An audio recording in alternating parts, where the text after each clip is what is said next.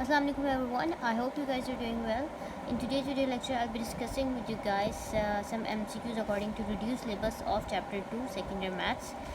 This chapter is a straight line and belongs to and deals with the formulas like slopes of the equation and tangents of the equation. सही है. अच्छा, सबसे पहला जो MCQ जो मैं आप लोग से डिस्कस करूँगी इसे slope of a line parallel to Y axis.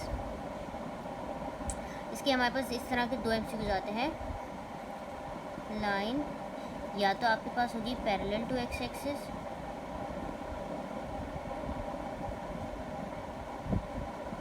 या आपके पास होगी line parallel to Y axis. अगर हम line parallel to x axis होती है तो स्लोप हमारे पास क्या होता है, ज़ीरो हो जाता है. Line parallel to Y axis हमारे पास क्या होता है, स्लोप हो जाता है 1/0. ठीक है, ये दो केसेस होते हैं हमारे पास. Line parallel to x axis होगी, स्लोप 0 हो जाएगा. Line parallel to Y axis होगी, मेरे पास स्लोप 1/0 हो जाएगा. अच्छा, line is divided into 3 equal parts. अगर मेरे पास कोई एक लाइन है, यहाँ से ए हो गया और ये भी हो गया. 3 इक्वल पार्ट्स का मतलब ये है कि उसके 3 सेक्शन कर दो, 1 2 यानी 3 हिस्से हो गए. अगर लाइन मेरे पास थ्री इक्वल पार्ट्स में उसको मैं डिवाइड कर दूँगी तो वो मेरे पास क्या हो जाएगा, 3 पार्ट से अगर कह रही हूँ तो मैं उसका मतलब है कि वो ट्राई सेक्टेड हो जाएगा. So this is going to be trisected. और अगर दो में हो रहा होता तो मैं कह देती बाई सेक्टेड. अच्छा, point of the concurrency of the medians of a triangle. ठीक है, अगर मेरे पास एक ट्राइंगल है, ठीक है, ये ए बी और सी है. ठीक है, मीडियंस हमारे पास क्या होता है, वर्टेक्स से लेके ऑपोजिट साइड पे जा रहे होते हैं और यहाँ से क्या आ गया. तो ये पॉइंट जो है मेरे पास, इसको हम क्या कहते हैं, point of the concurrency of the medians of a triangle हमारे पास होता है हमेशा सेंट्रॉइड. तो इस चीज़ को हम लोग क्या कहेंगे, सेंट्रॉइड कहेंगे. आगे बढ़ते हैं. आगे MCQ में हमारे पास क्या है, स्लोप. अच्छा, अगर एक और चीज़ जो हमारे पास होती है कि अगर हमारे पास दो लाइंस पैरेलल हैं तो उनका जो है, अगर दो लाइंस, अगर हमें कह रहे हैं 2 लाइंस पैरेलल, लाइंस पैरेलल होंगे अगर दो आपस में, तो उनके स्लोप भी बराबर होंगे. यानी m1 = m2. यानी इस एक पहली लाइन का स्लोप और दूसरी लाइन का स्लोप जो है वो हमारे पास बराबर होंगे. और अगर मैं कहूँगी कि लाइंस जो है आपस में परपेंडिकुलर हैं, 2 लाइंस परपेंडिकुलर, अगर दो लाइंस आपस में परपेंडिकुलर होंगे तो m1 = -1/m2. ये केस होता है हमारे पास. इस लाइंस पैरेलल होंगी तो स्लोप बराबर होंगे. लाइंस परपेंडिकुलर होंगी आपस में तो m1 = -1/m2. या यूँ भी इसको एक और तरीका भी होता है इसका लिखने का, m1 × m2 = -1. ये दो तरीके से इसको लिख सकते हैं, एक ही बात. इस हवाले से अगर मैं आप लोगों को कहूँ कि slope of a line parallel to a line, एक लाइन अगर फ़र्ज़ करो हमें कहा हुआ है, एक लाइन है जिसका स्लोप है, एक लाइन है L1. ठीक है, उसका स्लोप हमें दिया हुआ है m1 और वो हमें दिया हुआ है उन्होंने 3/2. तो दूसरी लाइन जो इसके पैरेलल है उसका स्लोप क्या हो जाएगा. अगर मेरे पास लाइन L2 है और वो लाइन जो है L1 के पैरेलल है तो उसका स्लोप मेरे पास यही हो जाएगा, m2 = 3/2. वाई, बिकॉज m1 जो है वो m2 के बराबर हो जाएगा पैरेलल के केस में. ठीक है. अच्छा, इसी तरह slope of a line perpendicular to a line with slope 1/7. यानी कि अगर मुझे कोई स्लोप दिया हुआ है m1 1/7. ठीक है, तो m2 अगर ये दोनों स्लोप्स आपस में, दोनों लाइंस आपस में परपेंडिकुलर हैं तो मेरे पास m2 क्या हो जाएगा, m2 क्या हो जाएगा, परपेंडिकुलर का केस अगर कहते हैं तो हमें क्या करते हैं, रेसिप्रोकल कर देते हैं और साइन चेंज कर देते हैं. यानी इसका रेसिप्रोकल करूँगी तो 7 आ जाएगा, साइन चेंज करूँगी तो माइनस आ जाएगा. तो ये अगर उन्होंने आपको ये स्लोप दिया हुआ और कहें कि दूसरी लाइन जो है वो इसके परपेंडिकुलर है तो उस लाइन का स्लोप क्या होगा, ये -7 आ जाएगा. ये किस केस में है, ये हमारे पास परपेंडिकुलर के केस में है. आगे बढ़ते हैं हम लोग के पास. अच्छा, एक और चीज़ जो होती है वो हमारे पास होती है इक्वेशन ऑफ एक्स एक्सिस और equation of Y axis. Equation of X axis पे हम लोग हमेशा ये कहते हैं कि हमारे पास वाई जो है वो 0 हो रहा है. तो अगर मैं कह रही हूँ इक्वेशन ऑफ एक्स एक्सिस सही है। तो वो मेरे पास क्या हो जाएगा, y equals to 0, because X axis में हमारे पास y 0 होता है। और अगर मैं कहूँगी इक्वेशन ऑफ y एक्सिस, वो मेरे पास क्या हो जाएगा, x इक्वल्स टू 0 हो जाएगा। तो जब भी आपके पास ये इस तरह का केस है तो आप लोगों ने ये काम इस तरीके से करना है।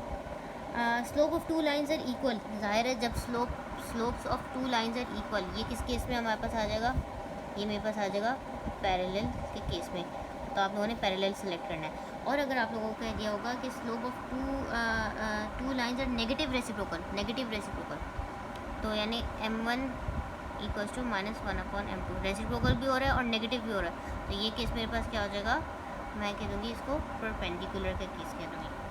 एक और चीज़ हमारे पास क्या है कि अगर हमें दो इक्वेशन दी हुई है, कोइंसिडेंट का मतलब क्या होता है, कोइंसिडेंट का मतलब ये है कि अगर मेरे पास किसी कोऑर्डिनेट सिस्टम में कोई लाइन आ रही है तो वो दो लाइनें हैं, ठीक है, इसको मैं इस तरीके से शो करूँ, यानी वो एक दूसरे पे ओवरलैप कर रही हैं, तो हम लोग उसको कहते हैं कोइंसिडेंट के कह रहे हो। तो ये एक लाइन ये हो गई, एक लाइन ये हो गई, दोनों लाइन्स एक दूसरे पे ओवरलैप कर रही हैं। अगर उन्होंने आपको दो लाइन्स प्रोवाइड की हुई हैं, 2x + 9y = 10 और 2x + 9y + c = 0, हमें कहा जाए कि ये दो लाइन्स क्या है, कोइंसिडेंट है, ठीक है। तो c की वैल्यू क्या है, अगर ये दोनों लाइंस कोइंसिडेंट है तो जाहिर है कोइंसिडेंट है, एक दूसरे के ऊपर लाई करिए, तो c की वैल्यू वही होगी जो इधर के कांस्टेंट की होगी। लेकिन उसके लिए अब यहाँ पे उन्होंने ट्रिक यही की है कि 10 को इधर कर दिया, c को उधर किया है। जो दो इक्वेशंस को कंपेयर कराने के लिए लाजमी होता है कि आप लोगों की दोनों इक्वेशन, मतलब पूरी या तो इक्वेशन लेफ्ट हैंड साइड पे हो या पूरी राइट हैंड साइड पे हो। तो इसको मैं क्या करूँगी, 2x + 9y - 10 = 0 है। अब 2x + 9y + c = 0, तो c की वैल्यू मेरे पास क्या आ जाएगी, -10 आ जाएगी। तो ये मेरे पास हो जाएगा कोइंसिडेंट का केस। अच्छा, आगे बढ़ते हैं। Slope the equation of a straight line in 2 point form.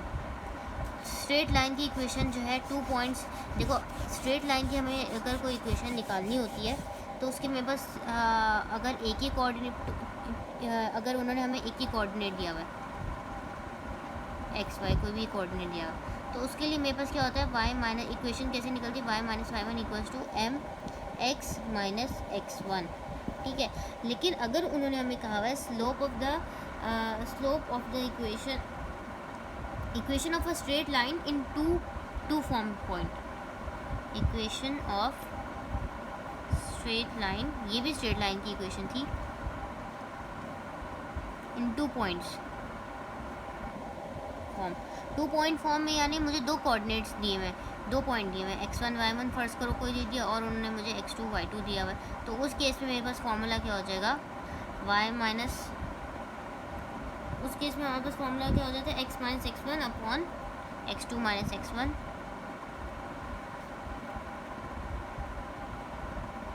= y - y1 upon y2 - y1। फ़र्क इन दोनों में है कि अगर जब मुझे एक पॉइंट दिया हुआ है, फ़र्ज़ करो कोई 2,3 दिया हुआ है और इधर मुझे उन्होंने दिया हुआ था 3,2 और 1,2, यानी दो कोऑर्डिनेट दिए हुए होंगे, तो ये इक्वेशन बन जाएगी हमारे पास। इक्वेशन निकालने के लिए ये फार्मूला लेंगे, एक कोऑर्डिनेट दिया होगा तो इक्वेशन निकालने के लिए हम लोग ये वाला फार्मूला देंगे। अच्छा, आगे बढ़ते हैं हम लोग। Equation of a straight line in point slope form. जाहिर है ये तो वो तो यही था जो मैंने अभी आप लोग को बताया था, एक ही पॉइंट दिया होगा, ये 1 पॉइंट था, ये 2 पॉइंट था। आगे एक और हमारे पास क्या है, equation of a straight line in slope intercept form. Slope intercept form की जो बात करते हैं,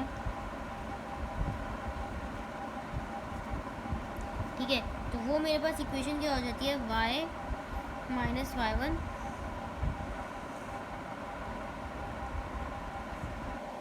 सॉरी, अच्छा ये स्लोप इंटरसेप्ट नहीं, अभी मैं एक और चीज़ जो लास्ट इस वीडियो लेक्चर की डिस्कस करेंगी, वो जब हम लोग को उन्होंने हम लोग एक फॉर्मूला यूज़ करते हैं 2 इंटरसेप्ट फॉर्म वाला, जो अक्सर आप लोगों ने चैप्टर 2 में देखा होगा। तो 2 इंटरसेप्ट फॉर्म हमारे पास क्या होता है, 2 इंटरसेप्ट फॉर्म हमारे पास ये होता है